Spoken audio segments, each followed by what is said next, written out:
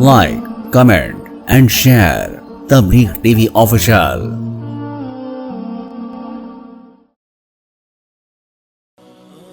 अभी शाबानुल मुअज़्ज़म का महीना चल रहा है, तो शाबान में कौन सा काम ऐसा है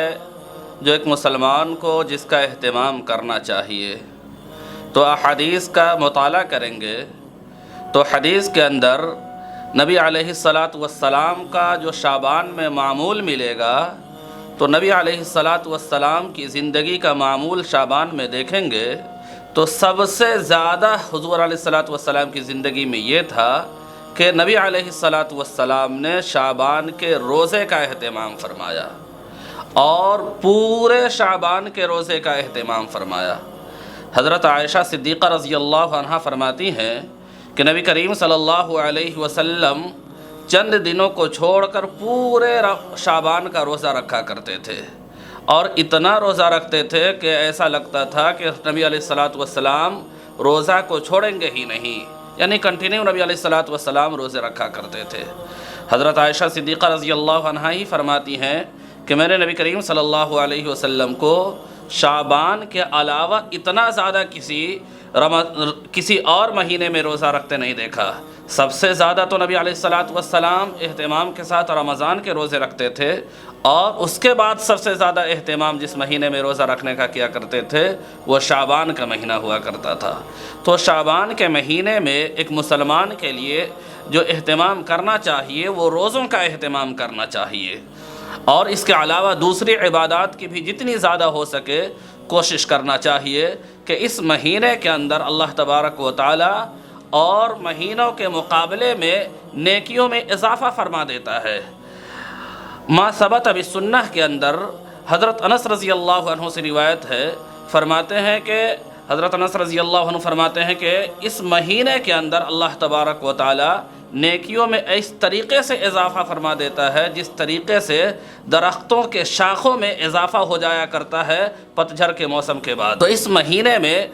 नवाफिल का भी ज़्यादा से ज़्यादा एहतमाम करना चाहिए और रोज़ों का एहतमाम करना चाहिए। ये जो शाबान का महीना है ये रमज़ान का मुक़द्दमा है।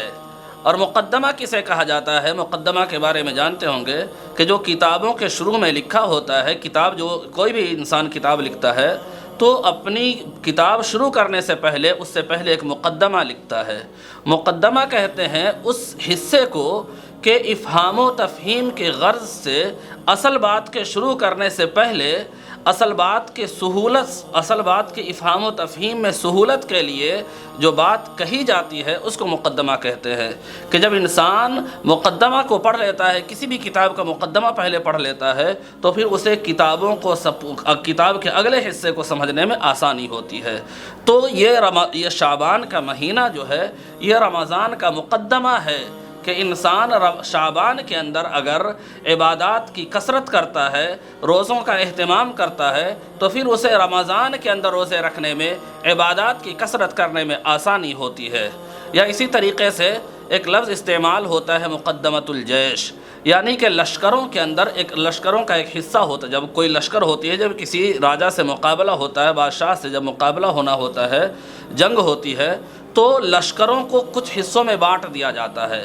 तो एक हिस्सा जो सबसे आगे भेजा जाता है उसको कहा जाता है मुक़द्दमतुल जैश। उस हिस्से का काम ये होता है कि वो आगे जाकर के हालात का जायज़ा ले और फिर यहाँ पहले जो पीछे जो लोग हैं उनको ख़बर दे, उनको इन्फॉर्म करे कि आगे के क्या हालात हैं। तो जो पीछे फ़ौज होती है वो उसी मुक़द्दमतुल जैश के हिसाब से काम करती है, तो फ़ौज का सारा फ़ैसला उसी मुक़द्दमतुल जैश के हिसाब से होता है। तो यह शाबान का जो महीना है ये रमज़ान का मुक़द्दमा है कि शाबान में अगर हम एहतमाम करते हैं इबादत का, रोज़ों का एहतमाम करते हैं तो रमज़ान में हमारे लिए आसानी हो जाती है और फिर हम आसानी के साथ पूरे रमज़ान में एहतमाम कर सकते हैं। या इसको दूसरे अल्फाज में अगर समझना चाहे तो दूसरे अल्फाज में ये कह ले कि ये रमज़ान की तैयारी का महीना है, रमज़ान के लिए रिहर्सल का महीना है कि इंसान को जब कोई काम करना होता है तो उससे पहले उसकी तैयारी करता है। तो ये शाबान का महीना जो है यह रमज़ान के लिए रिहर्सल का महीना है। जिस मिसाल के तौर से एक मिसाल देता हूँ, बहुत मोटी सी मिसाल है कि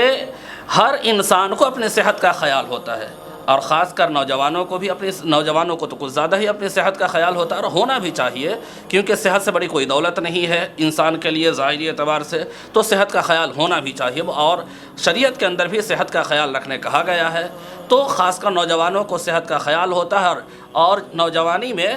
اکثر انسان کو، بلکہ یہ کہہ لیں کہ ہر انسان کو یہ ہوتا ہے اس زمانے میں کہ ہم جا کر کے جم کریں، باڈی بنائیں، ہیلدی رہیں،